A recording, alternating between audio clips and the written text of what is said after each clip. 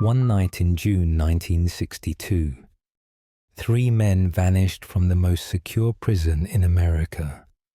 No one knows how they escaped. Only the sound of waves crashing against the cliffs remained, and the faint glow of a lighthouse flickering through the cold fog.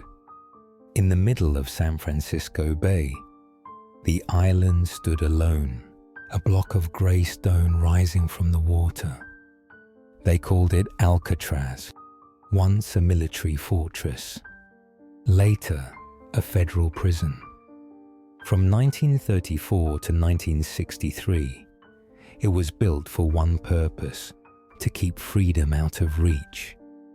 But on that night, within those walls built to hold men forever, 3 of them disappeared into the darkness. If freedom has a price, then what did they pay for it that night? Tonight, we return to Alcatraz to listen as the stone walls tell their story. The story of an escape that has never been solved.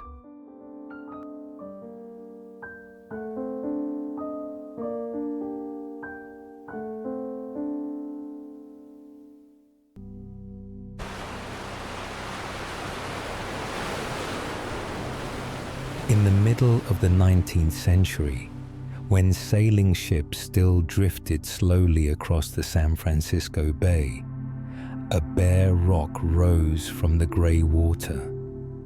The Spanish called it Isla de los Alcatrazes, the island of the pelicans. Small, cold, desolate, yet its position sat at the very heart of the West Coast's most vital maritime gateway. In 1850, the United States Army built a stone fortress there. Thick walls, cannons aimed toward the sea. The barracks of Building 64 are resting quietly in the fog.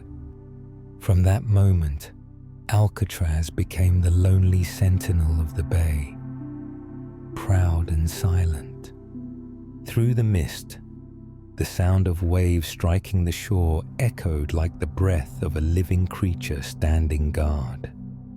Perhaps, from the moment it was born, the island carried within itself the destiny of isolation. The waters around Alcatraz are bitterly cold. The currents run swiftly all year, capable of sweeping away anything that falls in. The waves strike the rocks with a deep, steady rhythm, like the heartbeat of the ocean. When night falls, the lights of the city fade across the shore, leaving only fog, wind, and a vast emptiness.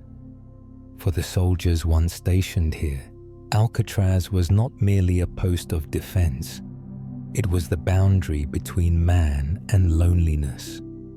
At the dawn of the 20th century, war began to fade away. The fortress fell silent. Rusting cannons stared out to sea, their purpose long gone. In 1934, the US Department of Justice took over the island, transforming the old fort into the nation's highest security federal prison. From that moment, Alcatraz underwent a significant change in its role.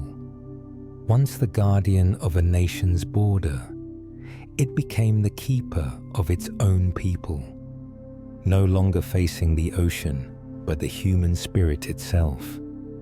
The thick walls that once blocked the waves now blocked freedom. They said that on Alcatraz, isolation was no longer a matter of geography.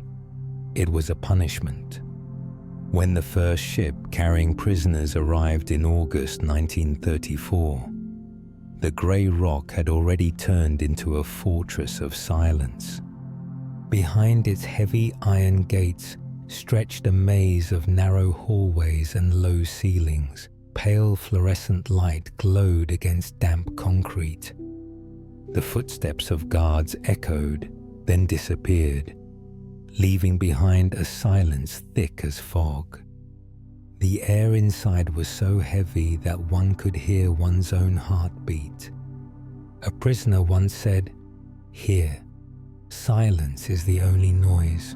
The prison was built like a massive machine with no escape.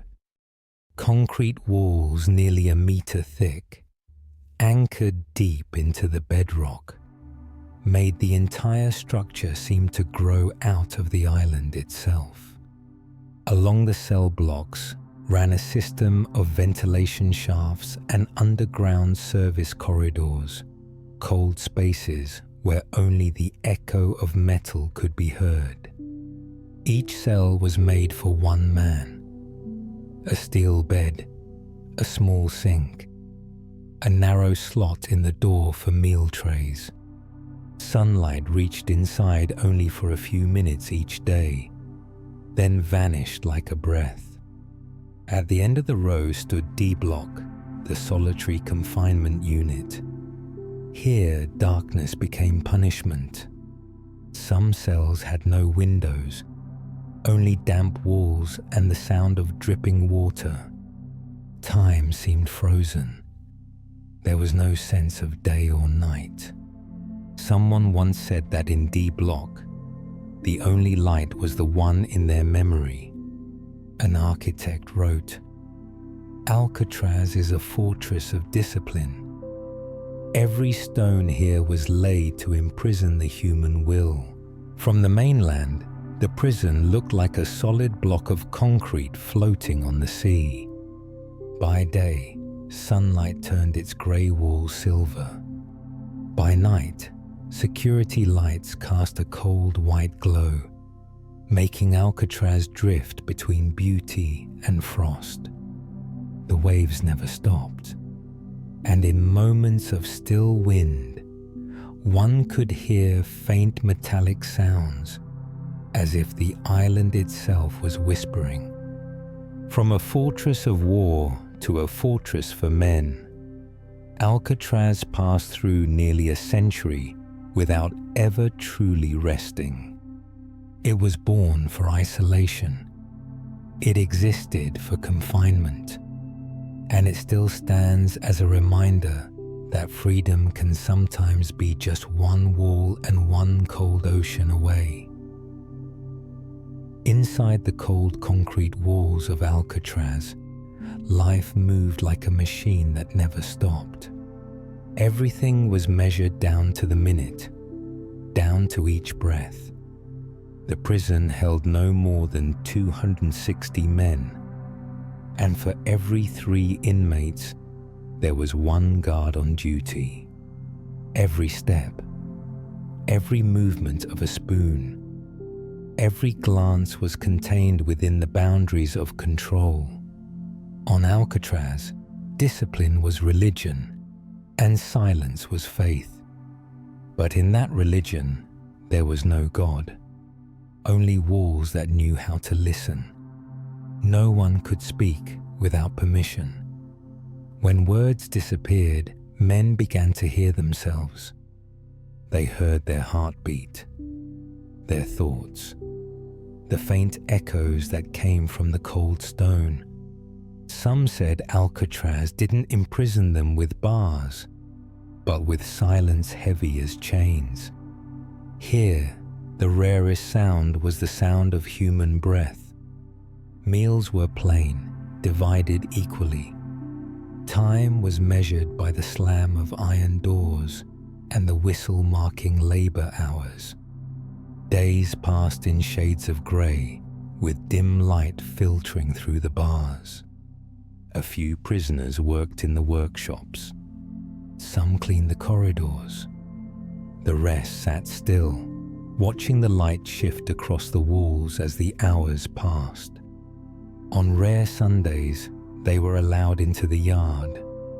They lifted their heads and saw the city of San Francisco in the distance, so close they could almost hear the music from parties across the bay. For many, that sound was the cruelest punishment of all. It reminded them that freedom still existed, only a few miles away, beyond the cold water. Even in a place stripped of all voices, there were names the whole country once knew. Al Capone, the Chicago crime boss, arrived here in 1934. From a man who commanded hundreds, he became prisoner number 85, plucking a banjo in the prison's small band. George Machine Gun Kelly, once feared for his submachine gun, now bowed his head before the rule of silence. And Robert Stroud, the Birdman of Alcatraz, a murderer turned bird expert, spent 15 years in D Block, speaking only to the memory of wings. Even those names that once made America tremble became nothing more than quiet breaths on this island. Here, fame vanished like mist on the stone walls. But no matter how strict Alcatraz was, it could not escape the laws of the sea and time. The concrete began to crack. Salt and wind slipped through the walls, corroding the steel within. Each year, hundreds of tons of materials are shipped for repairs. But the sea never stopped. Operating costs doubled those of other prisons. Supplies became harder to bring. The walls still stood, but the prison's breath was growing weak. In March of 1963, after 29 years of operation, Alcatraz officially closed. The heavy iron gates shut with a dry, cold sound, like a final farewell.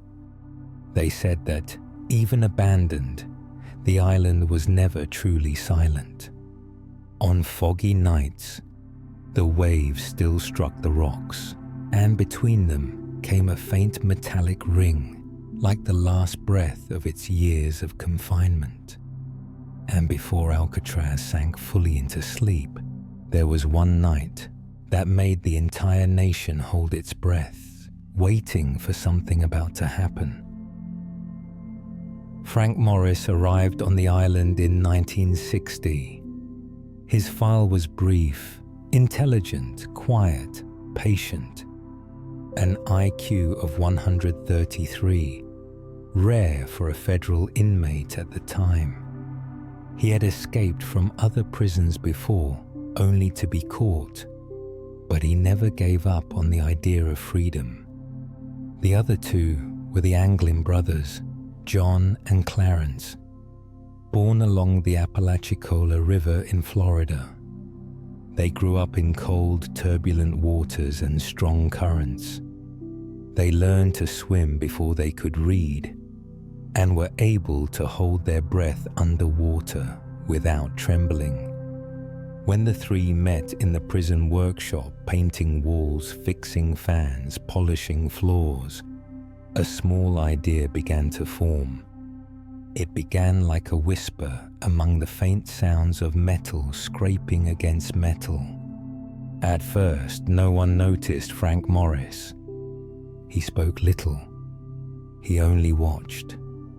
He counted the guard's footsteps, measured the space between the bed and the wall, listened to every sound in the corridor, as if he were learning the language of the prison itself. Behind the sink in each cell, he found a small ventilation grate, barely larger than a hand, hidden in shadow. Behind it was a wall leading to the utility corridor, a space meant only for maintenance workers. To most prisoners, it was nothing. But to Morris, it was a door no one had dared to open. They began in secret, using the simplest things: a spoon. A few saw blades were smuggled from the workshop. Every night, when the inspection lights dimmed, they scraped at the wall. Little by little, the concrete of Alcatraz was hard but old. Salt and sea wind had weakened it, and under human hands, even the strongest wall began to give way. They worked in darkness, hiding the sound beneath the hum of fans or faint music. When a flashlight swept across the bars, they froze in place, breathing shallow, silent. The bits of concrete they carved away were hidden in their sleeves or scattered along the corridor during morning cleanup. Month after month, the wall behind the sink grew thinner. Each scrape of metal against stone wasn't just breaking concrete, it was breaking boundaries. Soon, the holes were wide enough for a man to crawl through. To hide them, they used cardboard cut to size, painted it the same pale grey as the wall, and secured it in place with dry soap. In the dim light of the cells, it was impossible to notice. When guards passed by, everything looked normal. The wall is flat. The paint is cold. No one imagined that just behind it lay a hollow space. The utility corridor stretched beyond, like the hidden vein of the prison. When the prison slept, Morris slipped through the vent. The air hissed through the pipes, low and hollow. He stood still, listening to the water drip, smelling the damp steel, then turned back. The next night, he brought the brothers with him. 3 men, 3 breaths, 3 heartbeats in rhythm with the darkness. And there, between stone and steel, they found something Alcatraz was never meant to give: space. A space wide enough to dream. They began planning a way to reach the roof, where they could see the faint lights of San Francisco reflecting across the water. But to get there, they had to fool the guards. Each night, the guards walked their rounds, shining flashlights into the cells to make sure everyone was asleep. One wrong move, one empty bed, it would all be over. They needed something to lie in their place. And so, the idea of the dummy heads was born. They were made from simple things: soap, cement dust, paper scraps, and real hair collected from the prison barbershop. John had steady hands. Clarence was careful. And Morris knew how to mix the color of skin with brick dust and glue. Night after night, they shaped silent faces. No expression, no life, but frighteningly real.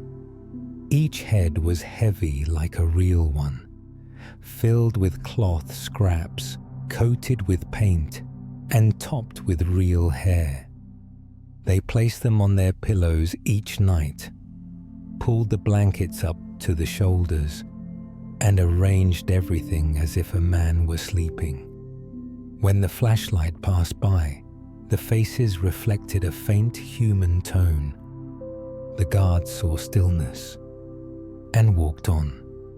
Just a few steps away, behind the wall, 3 men worked quietly, the sound of scraping concrete soft as breathing. Those dummy heads would later become the most famous evidence in Alcatraz's history. They fooled not only the guards' eyes, but time itself.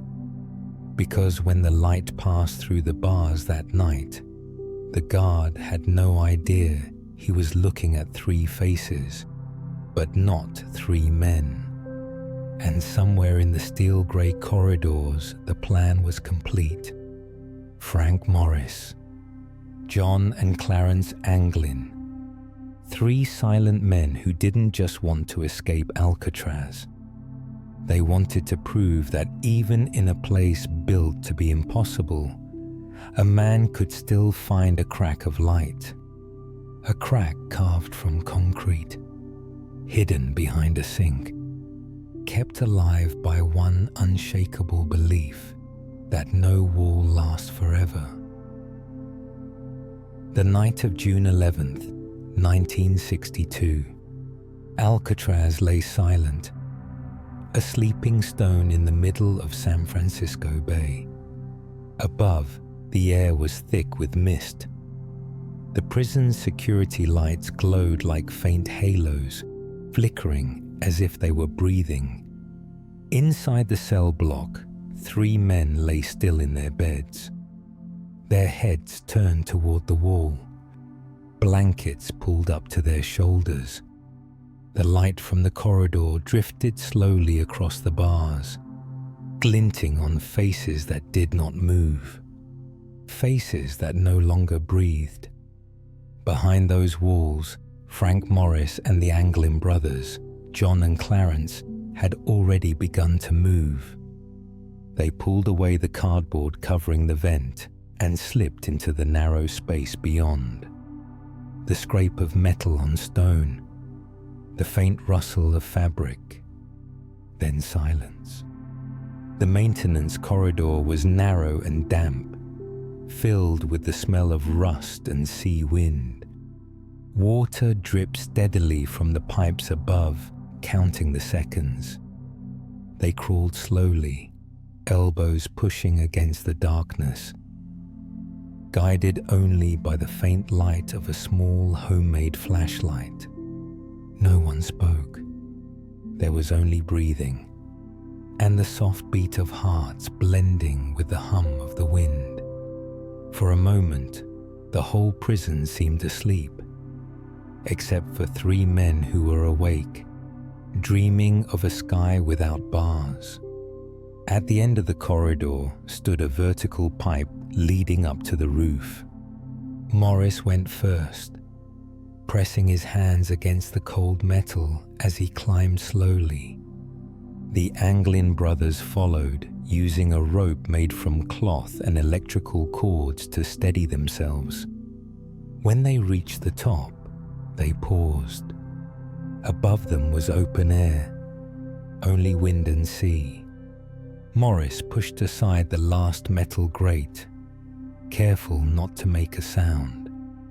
Then one by one, they climbed out. On the roof, the fog was heavy and wet, clinging to their clothes and skin. The wind was sharp.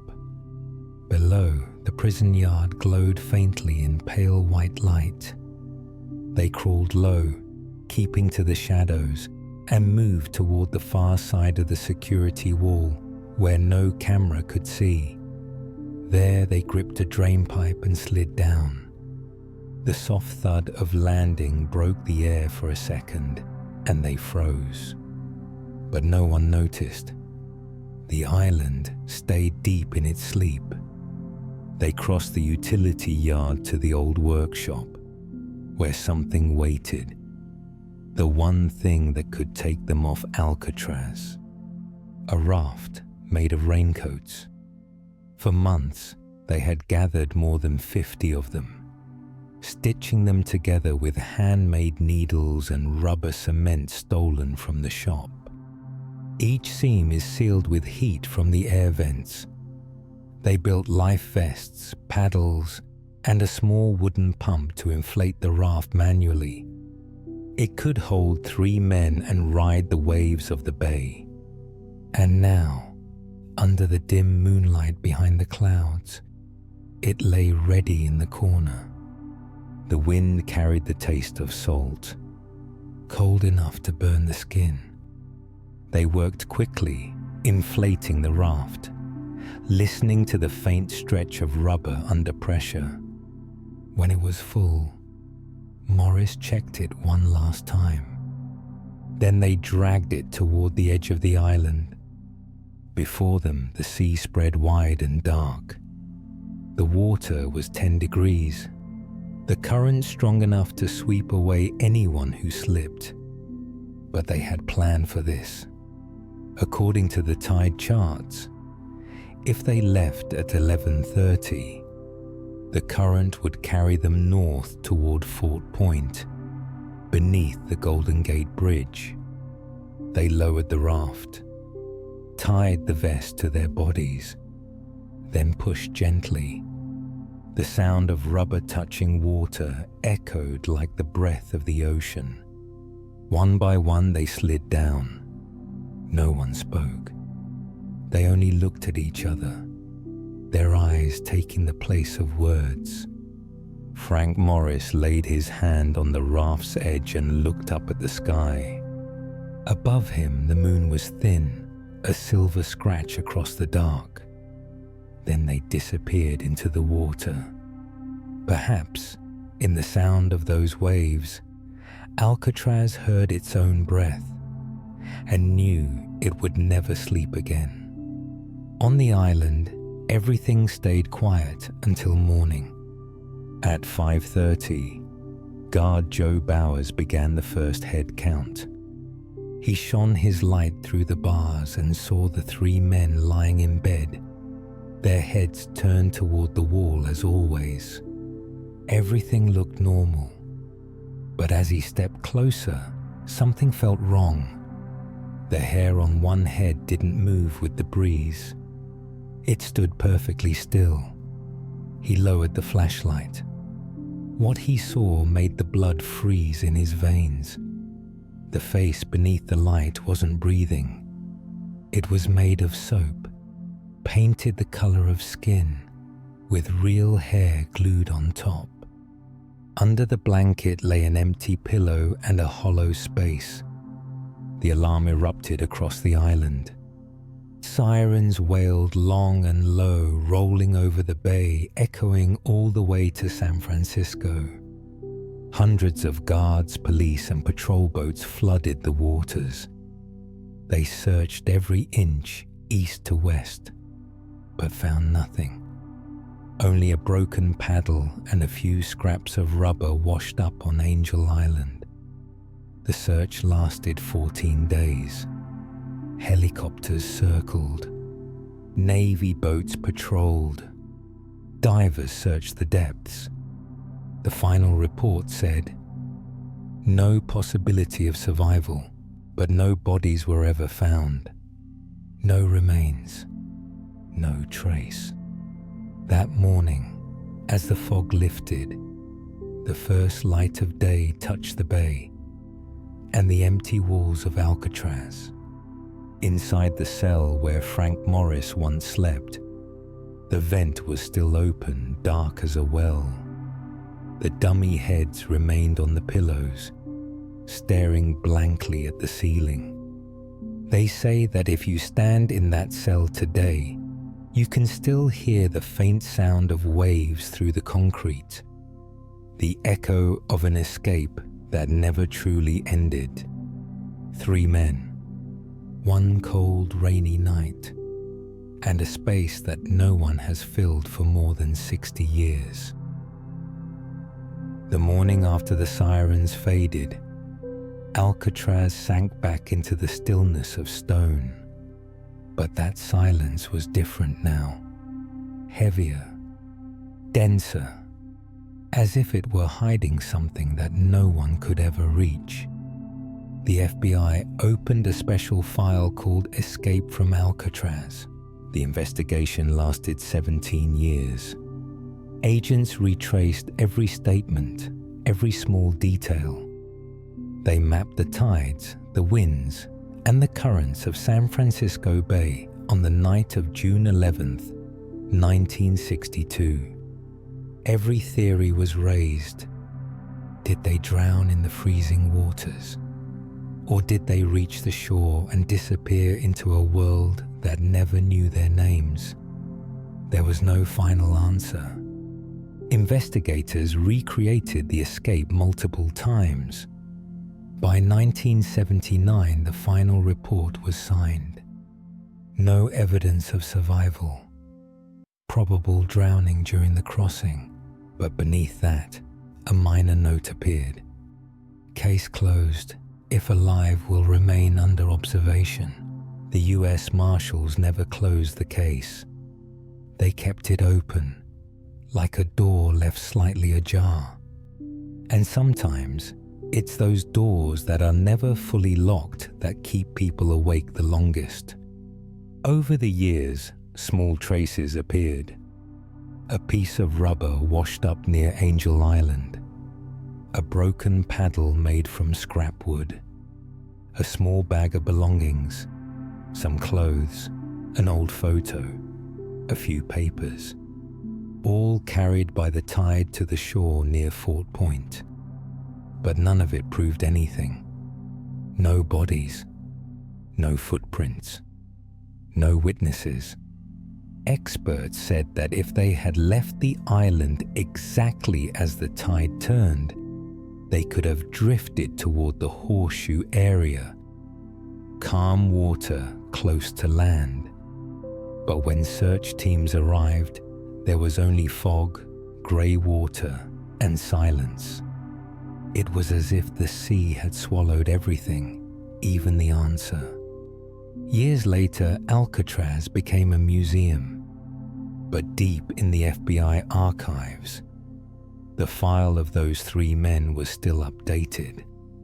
The first page still reads, "Wanted, escapees from federal penitentiary Alcatraz Island," and beneath the photographs, a single line remains, "Death not confirmed." Sometimes a letter appears, a photograph, a rumor.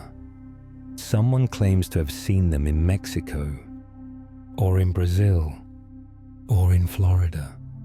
Someone once said they met an older man with a southern accent who looked just like John Anglin, sitting quietly in a cafe in Texas. But every lead fades like mist. The FBI followed each one, handwriting, photos, fingerprints, and every path led to nothing. Then, in 2013, a letter arrived at the San Francisco Police Department and the FBI office. It was handwritten, shaky but clear. The signature read, "John Anglin." The writer claimed to be one of the 3 who escaped that night in 1962. He said they all survived. Frank Morris had died in 2008. Clarence, 2 years later. And he, John, was 83, dying of cancer. He wrote, "I'm telling the truth. If you announce on TV that I'll receive medical care and won't be imprisoned, I will turn myself in." The letter was only 1 page, but it left the investigators silent for a long time. The FBI analyzed the handwriting, every curve, every mark. They tested the DNA from the envelope and compared it with samples from the Anglin family.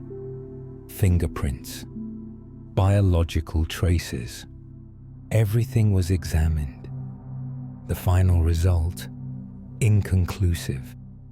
Among all the cold data, perhaps the only thing that survived was the question itself.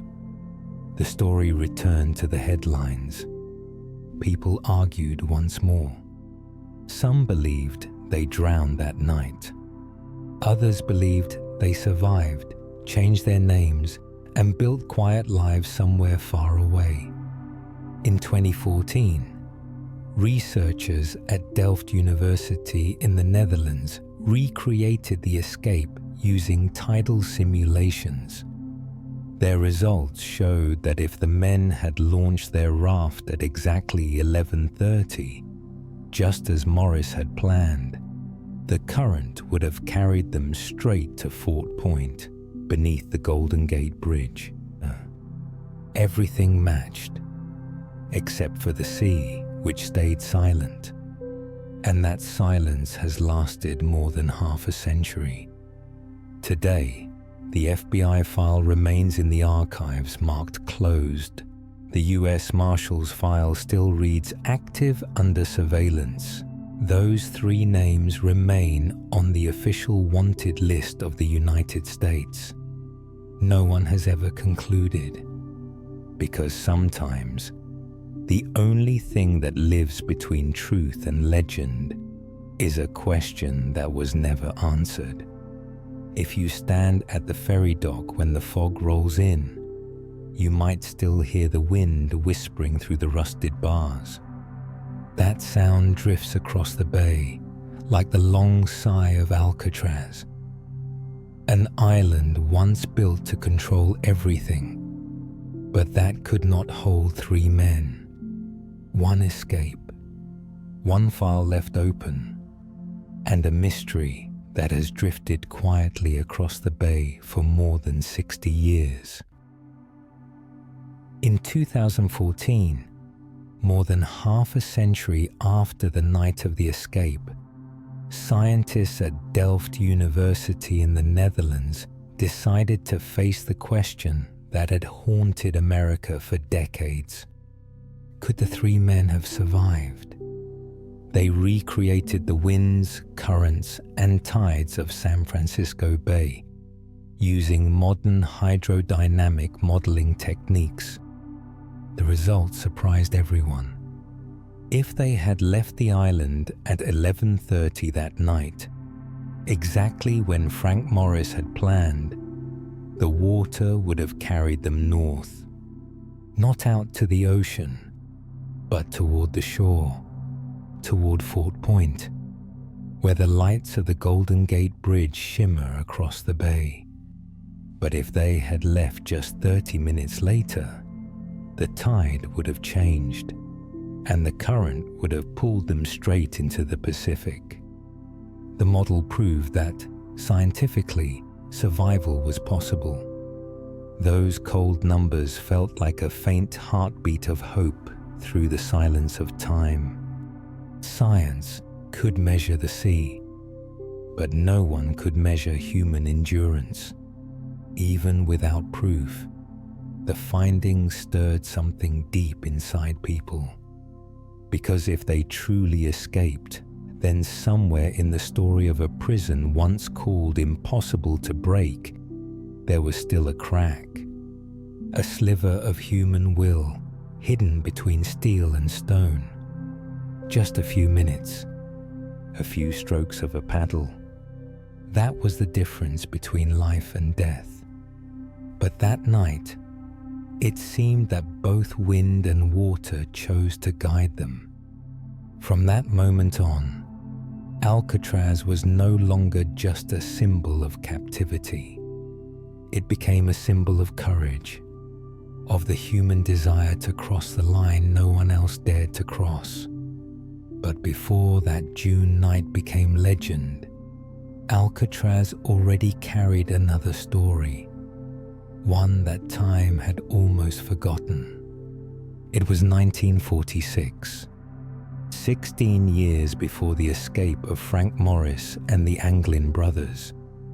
A group of prisoners tried to seize the armory and take the guards hostage. The plan failed, but they captured Cell Block C and fought back. For 3 days, the island was drowned in smoke and gunfire. Shots echoed across the bay, reaching all the way to San Francisco. Marines surrounded Alcatraz from every side. When the smoke cleared, 6 men were dead, 2 guards and 4 prisoners.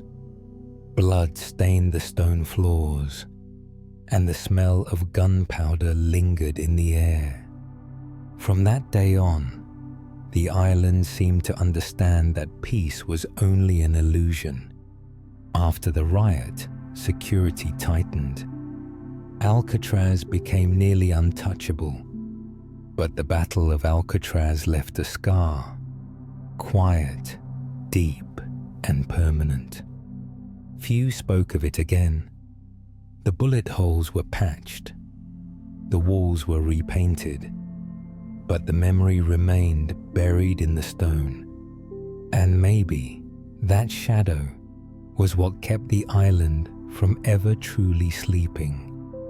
Because long before the Great Escape, Alcatraz had already heard the sound of men struggling for freedom, knowing their fight might end only in blood and silence.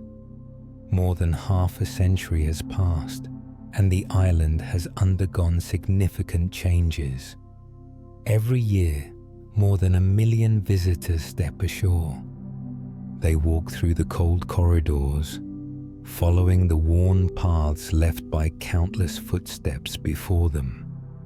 They stand in the cell where Frank Morris once lay, staring at the small vent behind the sink, listening as the guide retells the story of that June night. Inside the Museum of the National Park Service, behind glass, the papier-mâché dummy head still rests. The paint has faded.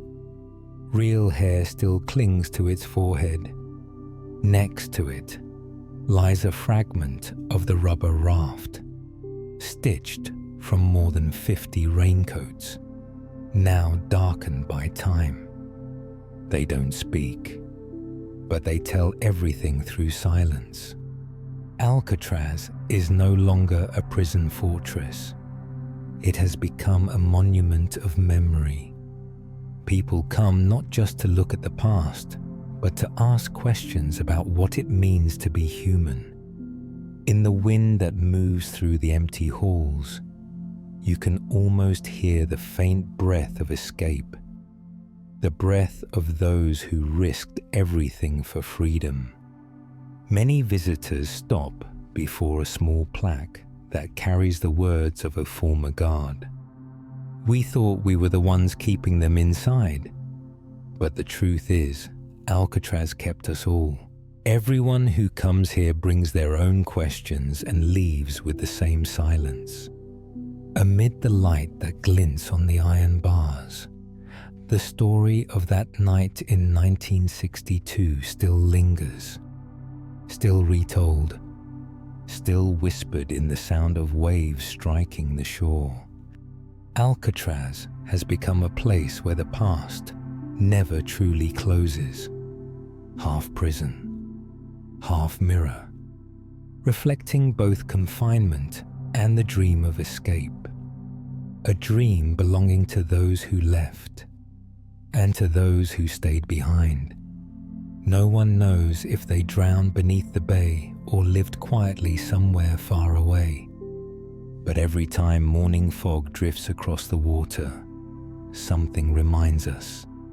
Some journeys never need an answer, only the courage to begin.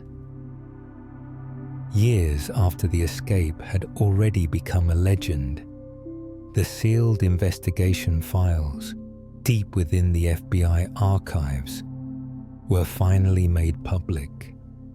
The yellowed pages, now displayed on the FBI vault, revealed the astonishing precision behind the plan that Frank Morris and the Anglin brothers had carried out. Inside were hand-drawn sketches, guard schedules, ventilation maps, and lists of ordinary items that had been turned into tools of escape. Metal spoons, sandpaper, bits of wood, electrical wires, and glue. One of the most detailed reports, spanning 40 pages, described every single step the three men took. They carved through concrete. They crafted fake heads. They hid bits of debris in their pockets. They collected real hair from the barber shop. They sealed their raft with melted rubber. Every sound, every movement, every flicker of light had been planned to the second. Reading those notes felt like listening to a piece of music written with sheer willpower. In one quiet line, an agent wrote, "There is no evidence they made a single mistake in their preparation." That sentence, shaky but clear, carried something more than just observation. It carried an unspoken admission that even in a system built to be perfect, intelligence and determination could still find their way through. From that moment, the Alcatraz escape ceased to be just the story of three inmates. It became a testament to the human capacity to reach beyond its own limits. When the files were released, historians began to see the event in a new light. Many called it the greatest unsolved escape in US history, not only because of its daring plan, but because of the silence that followed it. No one knew where they went, but everyone understood what it took to try. And maybe that silence was the ending they chose for themselves. The story soon grew beyond the walls of Alcatraz. Newspapers, television, magazines, all spoke of it as a symbol of willpower, tragic but deeply human. In 1979, the film Escape from Alcatraz brought the story to life. Clint Eastwood played Frank Morris with quiet intensity and cold precision. When the credits rolled, audiences sat in silence. They didn't know if the men had lived or died, but they knew they had crossed something greater than bars and concrete. They had crossed the boundary between confinement and freedom. 3 empty beds, 3 dummy heads. A raft made of raincoats is drifting into the dark. Those images became a lasting symbol, not only of Alcatraz, but of the American spirit itself. The spirit that never stops reaching beyond its limits. In museums and classrooms, in documentaries and lectures, the story continues to be told as a quiet metaphor for endurance, for the refusal to surrender. Many believe that this escape changed Alcatraz forever. From a place of imprisonment, it became a place of myth. And then the story slows. Maybe they died. Maybe they lived. But one thing is sure. From that night on, Alcatraz never truly slept again. When the city across the bay sinks into sleep, the lighthouse beam still moves slowly across the water, brushing against the salt-stained grey walls. Visitors still stop before the small vent behind the sink, wondering if someone really passed through it, or if it was just a dream built from belief. No one knows the answer. Only the sound of waves, slow and steady, like the heartbeat of the island itself. Because Alcatraz, even now, lives in 2 worlds. One of the present, where people take photos and smile, and one deeper, where the same question still echoes in the dark. Did they make it to the other side? Perhaps it is that uncertainty that keeps the story alive. It needs no ending, because sometimes the mysteries are left unfinished. These are the ones that memory never lets go of. And in the whisper of the wind, you can almost hear the sea speaking softly, reminding us of something long ago. That on this small island in San Francisco Bay, 3 men once gave everything they had to find a way toward the light. And from that night on, the island that no one could ever escape never truly slept again. From a lonely fortress in the mid-19th century to the most secure federal prison of the 20th, Alcatraz has lived through almost a century of change. It was first built to guard the entrance to San Francisco, then became the place where the most feared men in America were held. From its first stone walls to its final steel bars, the island witnessed countless faces, countless fates, and dreams that were never spoken aloud. And when its purpose came to an end, Alcatraz remained, no longer a prison, but a fragment of memory, a silent witness to the things humanity builds and the things it tries to escape. Today, people no longer refer to Alcatraz as a prison. They call it a symbol, because nowhere else contains both extremes so completely: power and longing. And perhaps it is here, in the place where men were most confined, that freedom found a new meaning. Within walls stained by sea salt, there is something more profound than confinement. It is the dream of breaking past all limits. The men once held here used patience and intelligence to prove that no barrier is truly absolute. And that is what makes Alcatraz a symbol of humanity, not of defeat, but of faith. Faith that even in darkness, one can still find the way toward the light. Now, when night falls, fog drapes over the old stone roofs. The surface of the sea glows faintly, silver in the dim light.